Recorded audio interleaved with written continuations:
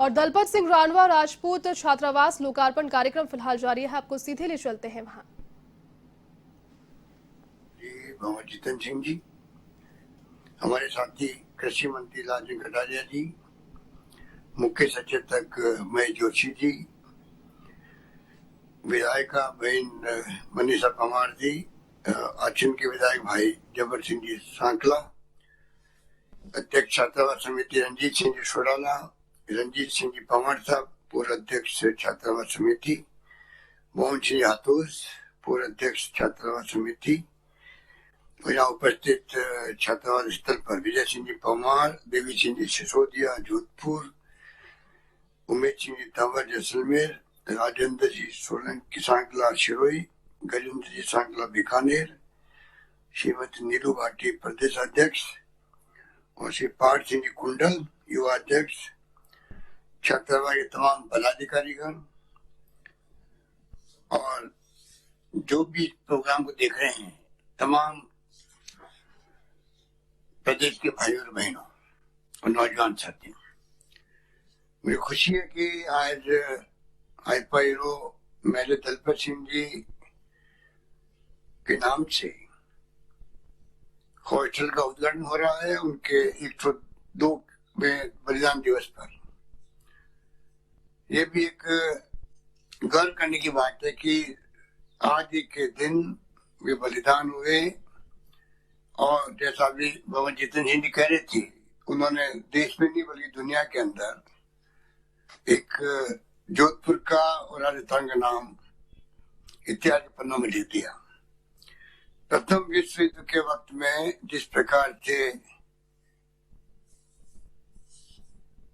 उनकी 15वीं कैवेलरी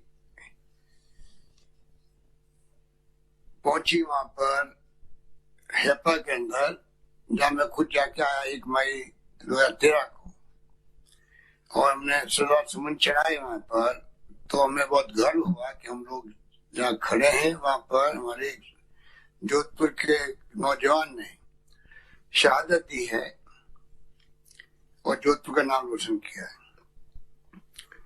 उस वक्त जोधपुर फौज में सरदार के नाम से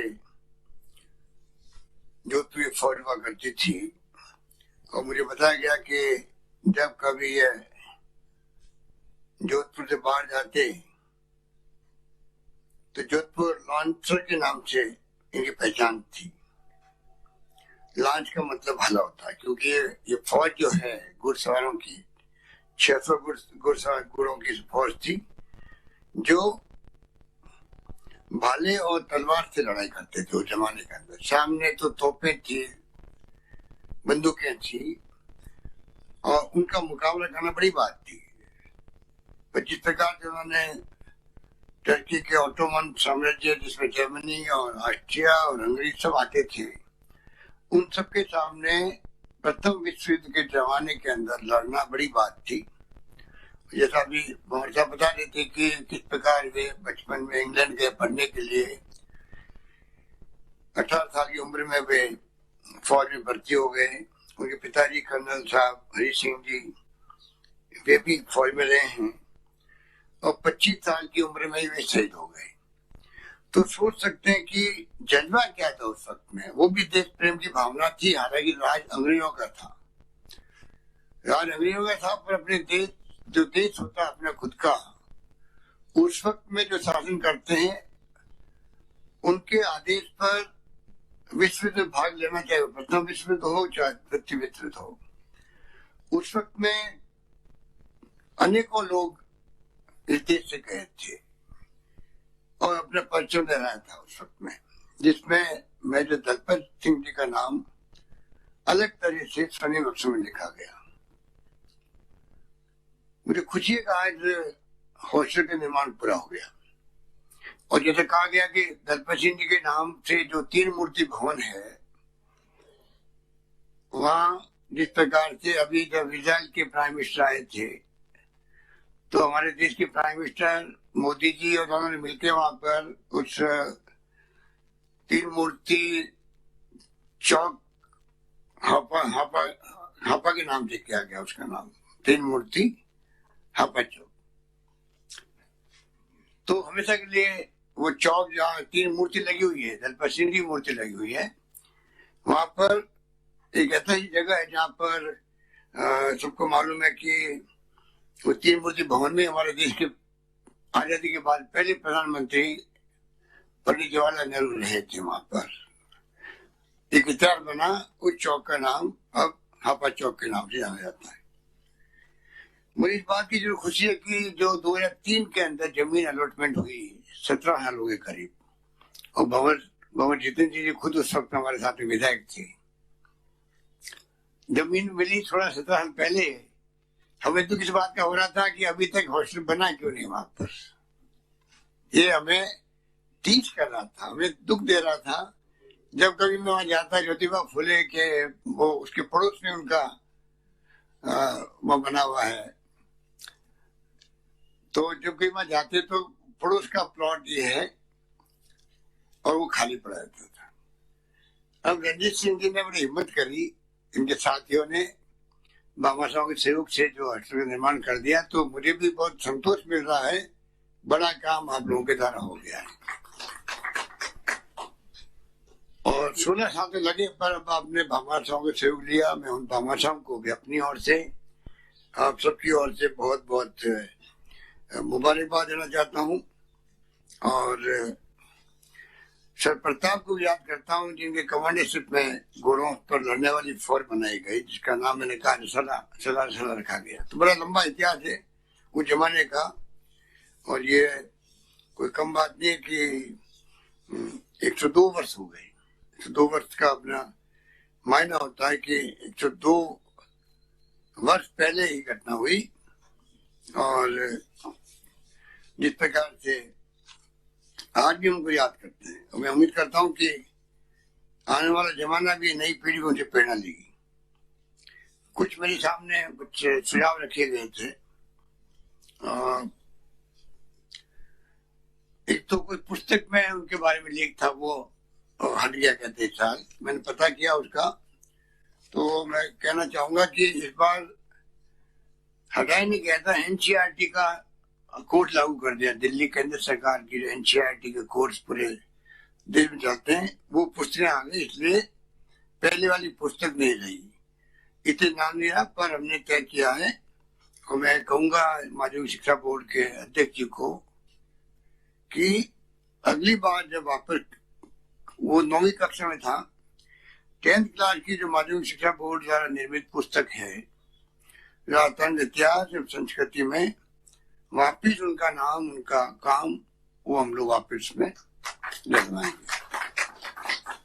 बाकी जो आपने सुझाव दिए हैं कई नामांकन के, वो हम लोग बात चर्चा करेंगे कहाँ का संभव होगा।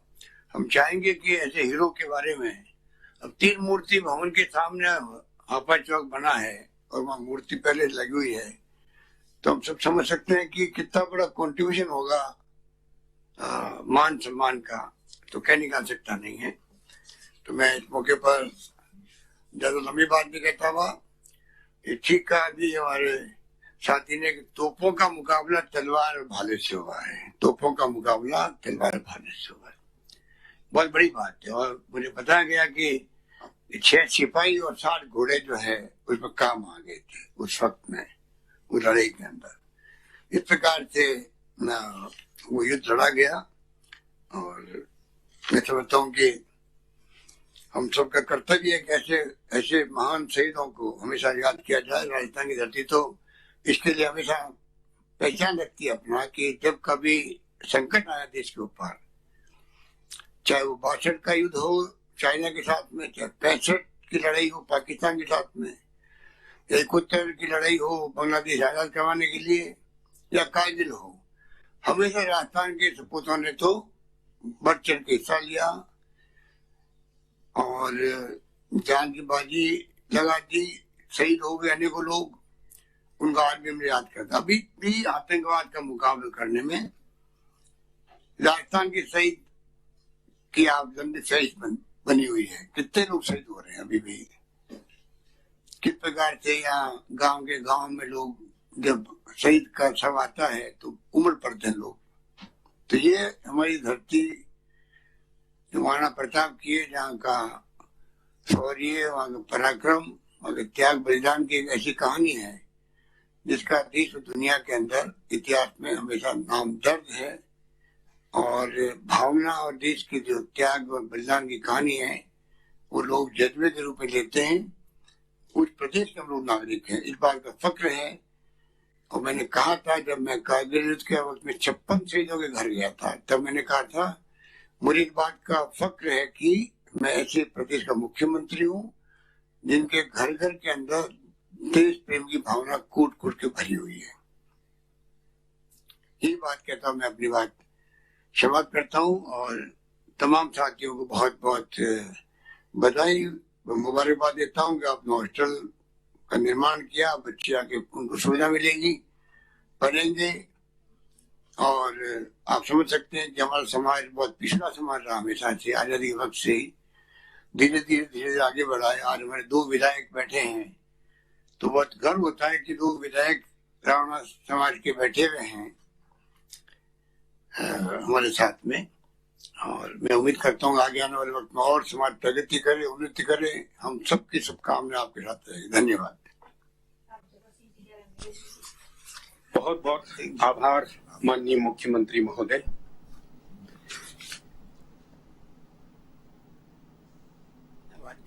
श्री रणजीत सिंह जी सोडाला से आग्रह कर रहा हूं कि वो आप सभी का धन्यवाद ज्ञापित करें और उसके बाद में एक स्मृति चिन्ह माननीय मुख्यमंत्री महोदय को प्रदान करें। श्री रणजीत सिंह जी सोडाला धन्यवाद ज्ञापित करेंगे। परम श्रद्धेय आदरणीय मुख्यमंत्री महोदय अशोक जी गहलोत साहब, हृदय से आभार प्रकट करते हैं हम आपका। रावणा राजपूत समाज की तरफ से अखिल भारतीय रावणा राजपूत ट्रस्ट के नाम से रामदेवरा शाखा जयपुर और रामदेवरा में भी आपने ही वहाँ माननीय हमारे जगदीश सिंह जी का मार्गदर्शक का अनुमूर्ति अनावरण किया था। और बचपन से ही साहब एक भावना थी मन में कि सभी समाजों के हॉस्टल है, क्यों ना हमारे समाज का भी एक हॉस्टल बनना चाहिए ताकि हमारे बच्चे आगे पढ़े लिखे, आज शिक्षा की जो आवश्यकता है वो विदित है सबको। तो मैं हृदय से आभार और धन्यवाद अर्पित करना चाहता हूँ कि आपके कार्यकाल में जो अलॉटमेंट हुआ। और उसके बाद मैं एक निवेदन करना चाहता हूँ कि एक बार आप ज्योतिबा फूले पधार रहे थे तो मैंने बीच में रोक के आपके स्वागत का रोक लिया था, आपका रास्ता, आप रुके उतरे। बहुत मुझे भी बहुत गौरव महसूस हुआ कि आपने मुझसे पूछा कि बेटा पढ़ा क्यों नहीं रहे। तो वो टी साहब आपको थी, तो मुझे भी उसी दिन आपकी बात पे एक मजबूती मिली हृदय से कि मुझे कुछ करना चाहिए। फिर मुझे समाज ने परिवार का मुखिया बनाने का मौका दिया तो मैंने मेहनत की, तो मैं भागादौड़ी में लगी रहा था। तो मैंने सोचा क्यों न छात्रावास का काम भी अपना साथ के साथ चला ले। समाज की वे मनस्थिता स्त्रियां जो आपको सबको पता विदित रहती है, हमने श्री अखिल रावणा राजपूत